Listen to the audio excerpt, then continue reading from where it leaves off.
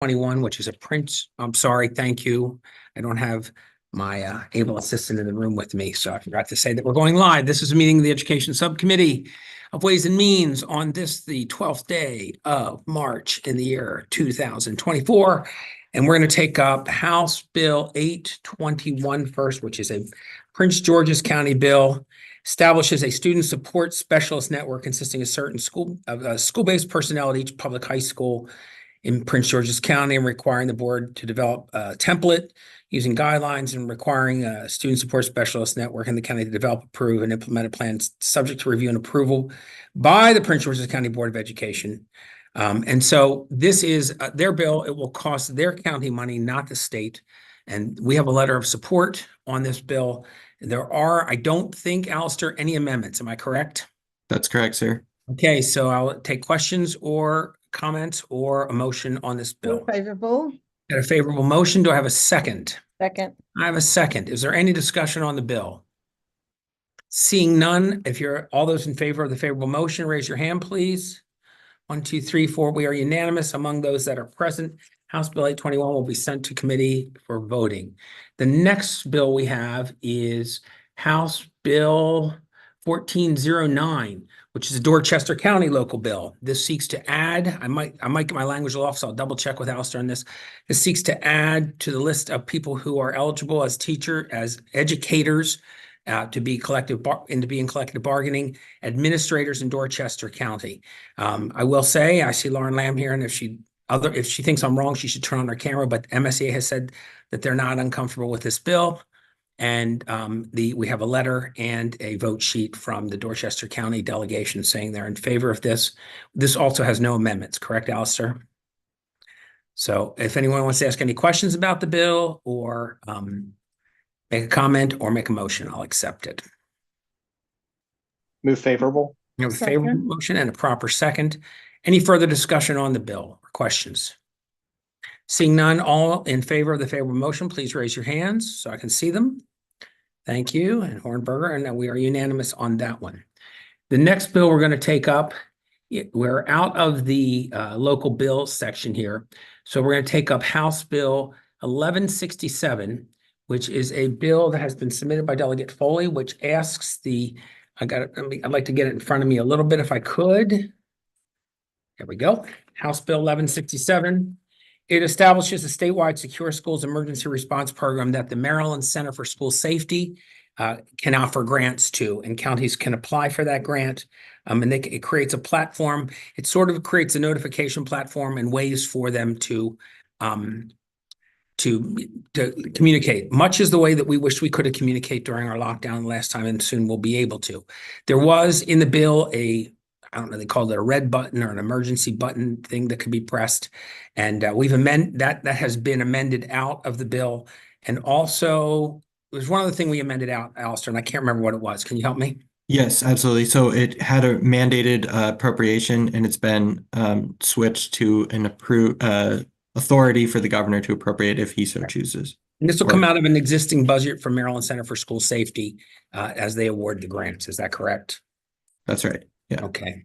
So I thought there was one more thing we amended, but I can't remember what it was. I'm very sorry. This one got to me kind of at the very end here. There's some other slight changes to how the grant program is administered. Okay. So some of the language on exactly what constitutes an emergency have been taken out, just to say an emergency at the discretion of the public safety agency, but otherwise we changed a little something. It said that person could send out an emergency notification to the community, and we changed that to being only the emergency response group, not like an administrator or something like that, because if we think there's a shooter in the neighborhood, they would know what the best course of action is to protect the community as far as, giving out information. If you have different people giving out different information, it could create confusion and perhaps even compromise the safety as they see it. So I think we left it to somebody. So what about like a school resource officer? And we said, well, they could contact the emergency response teams that exist and tell them they think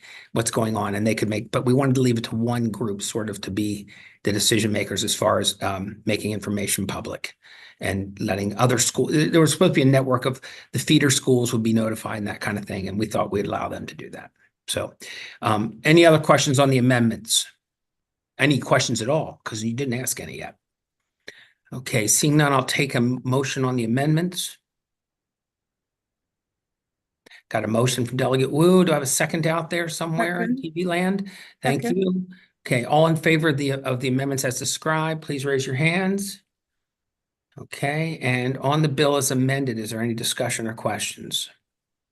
Move favorable. Thank you, Delegate Patterson. Second.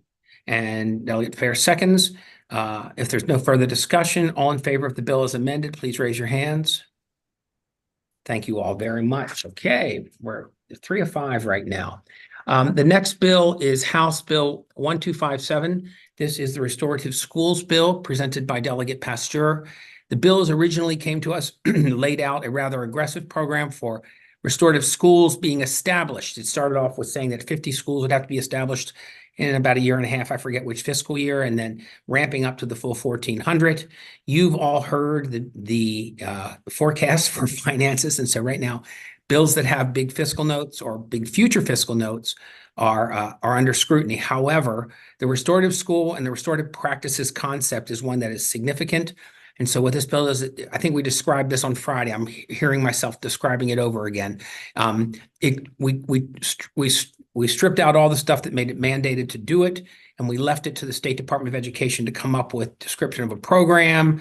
And we even put in a little reference to a restorative schools coordinator concept so that we would understand that schools like this might have to have a coordinator in the school for restorative schools.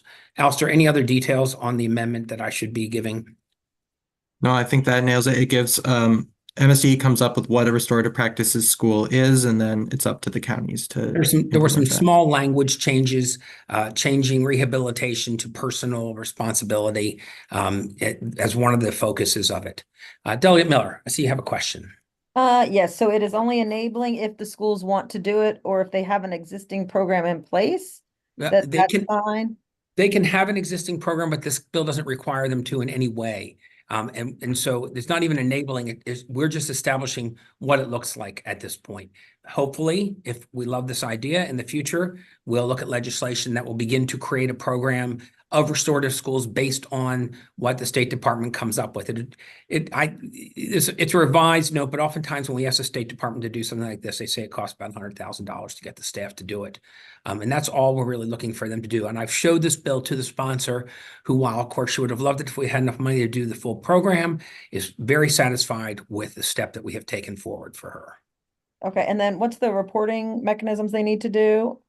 Go ahead, Alistair. I'm not sure of those. Yeah, so they just have to report to the governor and the General Assembly about what they've decided to do in developing this comprehensive plan for restorative schools, so that the General Assembly, if in a future year you guys decide to go back to something like the original version of the bill, you'll have the information that MSDE has gathered in creating the plan for restorative practice schools. And the amendments even tell the State Department to talk to the schools that are doing it on their own right now to get some guidance on writing those guidelines. So, Okay, thank you, Mr. Chair.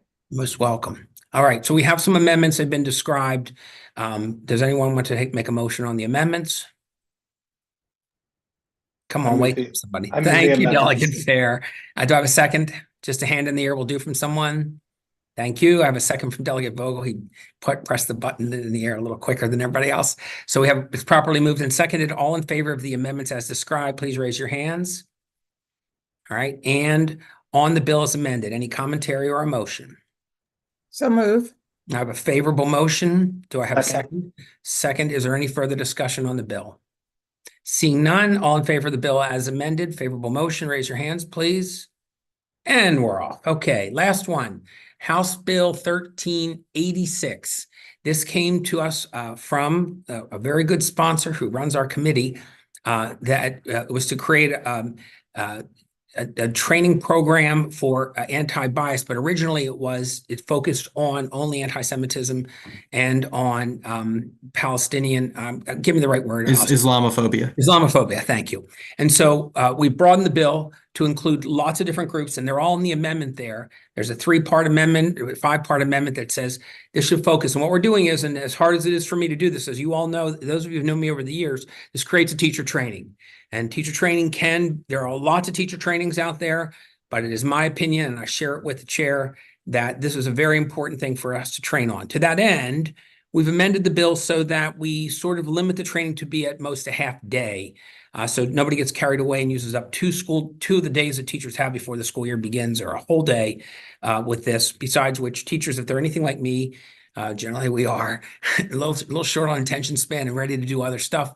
I think it was my opinion that too long would mean that people would kind of lose interest. So we said a half day, and we made it biannual, not every year. So maybe they'll forget it, and it won't seem like the same redundant thing every year. We're very loose in how the counties establish it and how they write it. It's locally controlled.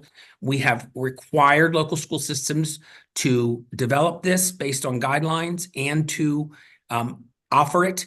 We are also including non-public schools by saying they should develop it and offer it in the exact same format. We considered requiring the non-publics to do that, but we got a little pushback, and we thought it would be nice to, hopefully they'll care enough to actually include their students, want their teachers to treat their students without the microaggressions and the aggressions that sometimes occur by accident. And teachers will be much more cognizant of how to handle anti-bias and how to handle their own biases. And so that's where we stand with it. Alistair, did I miss any details? No, the only thing I would say is as the bill came in, it required that there be an independent study of Holocaust curricula, and also that there were similar requirements for institutions of higher education. And both of those things have been removed by this set of amendments, in addition to the stuff you discussed. If you look just down under number 2 on the first real page, page 2, there's about 8 Roman numerals there under number 2 that show you all the things that should be addressed. It's fairly inclusive, but it also allows and other biases. So, other things that when you put it in law, sometimes things creep up that you didn't think about or that weren't there when you wrote the law, and this would allow for those to be included as well. Any questions on the amendments as described? Be happy to take a motion.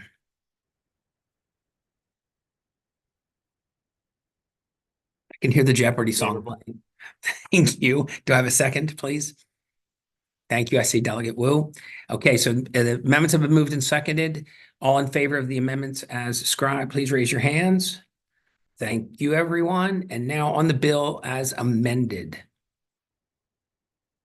Move favorable. Thank you, Delegate Vogel. Do I have a second anywhere out there in TV land? Thank you, Delegate Patterson. Okay, any further discussion on the bill as amended? Seeing none, all in favor of the bill as amended, please raise your hands. Okay, and none opposed. Good. We did a bunch of unanimous ones, and I think, Alistair, that's the full agenda, right? Because we toyed around with it a bit, but that's it. Yeah. Okay. Hey, thank you all very much. I appreciate you being here, and you all have helped me with these bills offline, so it helps us to get them established. And